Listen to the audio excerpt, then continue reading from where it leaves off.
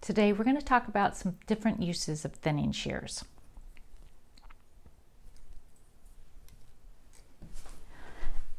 Hey there, from my video on how to use thinning shears, I see that a lot of you have a lot of questions about thinning shears, okay? If you're not familiar with what thinning shears are, they are the shears, some people call them alligator scissors because they look like they have little teeth in them. There's a lot of different types of thinning shears. The most common type is something like this. It's got 20, I don't know how many teeth it has, but it's used for thinning out the bulk of your hair.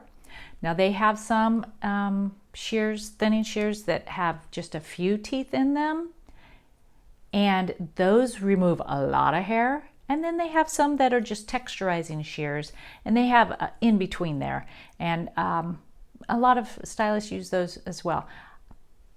Tell you the truth, I don't use my thinning shears a ton because I feel like you don't have to. I feel like thinning shears are really overused, or they can be overused. And if you don't understand that, go back and watch my first video on thinning shears.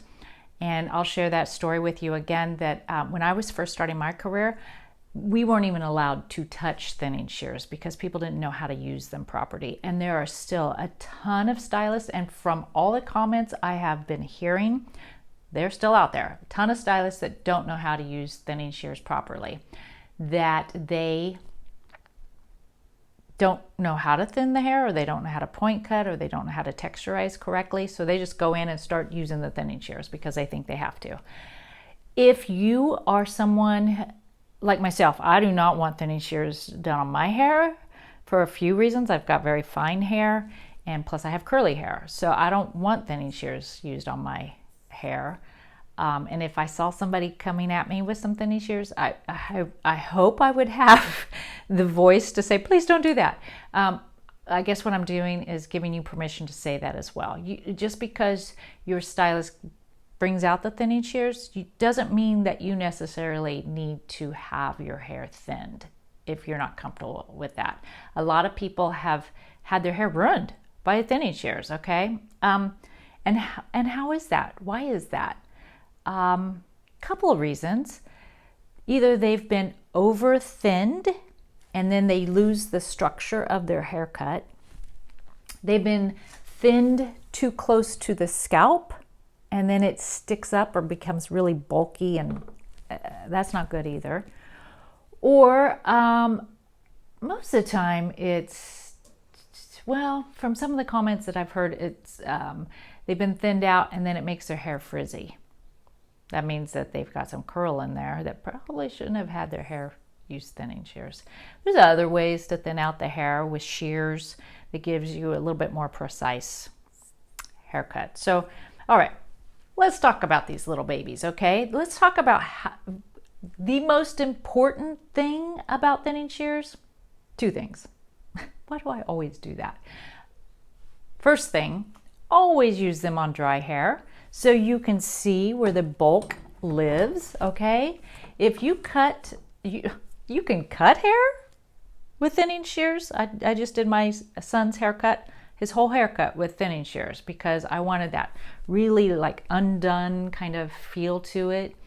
I didn't want crisp, we were just trying something new. I didn't want crisp lines or anything. So I used the whole haircut I did on the ends of his hair. Really, I just used it. I probably wouldn't do that on everybody, but he's my son. I can do that, right? And it worked out. I loved it. I think he loved it as well. So, wow, I'm way off course here. So let's talk about, so use it on dry hair. Never do it closer than half the length of the hair. So this is the length of the hair, right? Fold that in half, and that would be your measurement. You would never want on this doll head to thin in this section, always out here. The reason for that is if you thinned in here, what would happen is it would definitely give you some volume, okay? But it could also, depending on the density of the hair, those hairs could stick out. Have you seen that happen? I've seen it happen. Or it might lay wonderful for just a hot minute, but when it starts growing out, you become this bubble head because it's pushing the hair out from underneath. So really, thinning shears are to remove the bulk of the hair. Like if it's just like laying really, boom, then you want to use thinning shears or your razor, in this case thinning shears, to give it some movement, to give it some life. And so how we do that is I would pick this hair up vertically, and because you can see, even on this doll head, right? You can see where her thickness is. It's not here. She doesn't need that thinned because that's already thin. Everybody's hair is like that. It's different all over your head. So I would pick up the hair vertically, make sure that it's less than half, right? So I only want to do out here. And then I would hold my texturizing shears or my thinning shears at an angle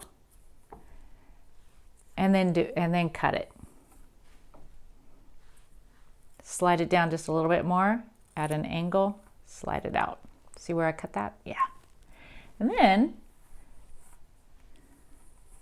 you can tell that the ends are a little bit wispier and it can give it a little bit of movement. Does that make sense? And I would just pick up the hair wherever and see if it needs it. Because sometimes it doesn't need it. Sometimes it just needs one, right?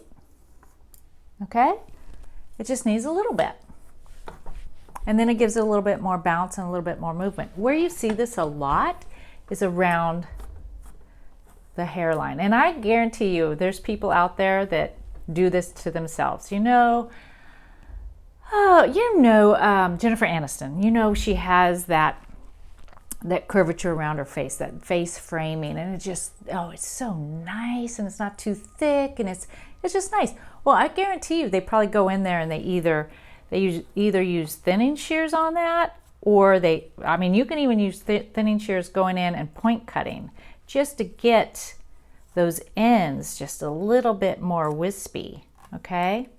But most of the time it's used like that. Okay, and then that just gives you a little bit more wispiness around the face. I see that a lot. A lot of times you might see texturizing shears used in pixies to give a little bit more movement on top where they'll pick it up. And again, I don't care if your hair is this short, you still, that rule of half, you still have to honor that. You've seen those videos where they place it all the way to the scalp. I don't know who's doing that, but don't do that. Please don't do that. So here's another little tip on thinning shears. So say you have a little girl and she has straight across bangs and you cut them and they just look choppy. Like you cut them and they're just, blunt, they don't have any movement, or even adult bangs for that matter. What you can do is take those bangs, and I'm not saying this little girl has that. She has bangs, but take her bangs in vertical sections, hold them straight out 90, and you'll see where they live. See that little corner right there? That little corner happens to be the length of the bang, okay? Well, what you're going to do is use your texturizing shears straight out. See where my comb is? And just on that little tiny corner, you're going to just take your texturizing shears and take that little corner off. There's still some little hairs that are living there, and that's okay. You don't want to take it straight across. That's why you're using your texturizing shears. But then when you lay it down, you'll have a nice, soft little bevel. It's like magic. It really is. Take the other section next to it.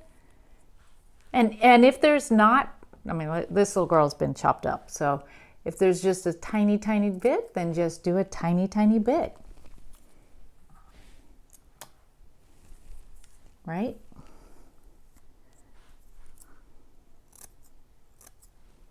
mean, if you're someone and you have bangs, you could try this on yourself. You're not going to do that much damage, okay? Well, just make sure you're not cutting. Just make sure you're not cutting this. That you're only cutting that tip, because you'll see that tip. So again, pretend like you just cut your bangs straight across, okay? When you hold that up, it'll look like this. And all you're doing is cutting that tip off. You're not cutting the length off. That's just a sidebar, because I don't want anybody messaging me saying, you told me to do this and I just ruined my bangs. Don't do that. Okay. The same holds true too if you're cutting someone's hair straight across in the back, like your kid's hair, okay? Well, first of all, make sure they're looking down. Watch my video on how to cut a straight line. Looking down, cut the straight line, and they come back up and, and it's straight. However, it just looks blunt and looks something, you just know it wants to look better than that. Same thing. You just take the back of their hair, hold it out vertically, and just that little tip, you're just going to texturize that little tip, and then it'll lay down and just bevel under just a little bit. It's nice. All right, so we talked about the different types of texturizing shears, right? I'll leave links in those, so if you needed to buy a pair, pretty inexpensive, on Amazon. We talked about making sure that it's halfway. You never want to use texturizing shears closer than halfway the length of the hair. I don't care if your hair is this long, you still want to find that halfway point and texturize past there. Or even if it's an inch, okay? Huge, important. You wouldn't want to use texturizing shears on curly hair or fine hair for that matter. I mean, you can use texturizing shears on fine hair to give it a little bit more movement, but be real cautious of that. And then curly hair, I wouldn't use them at all. Okay, curly hair tends to get frizzy. Even if your hair is really just wavy, I just wouldn't use them on curly hair. And then we talked about how you can kind of use it in your bang, use it on a straight haircut, kind of gives you something, and then around the face. I mean, you can use the texturizing shears for all kinds of things. It's a fun tool to have in your tool belt. However, it's not the only tool you have. And actually, you can make a whole career, if you're a hairstylist, you can make a whole career and never own a pair of these. Seriously. Because there's so many other ways that you can go about getting a soft edge, point cutting, slide cutting, using your feather razor. We'll talk about all that. I do have videos on those, like feather razor, things like that. So if you want more of this kind of information, let me know. I'm glad to provide it.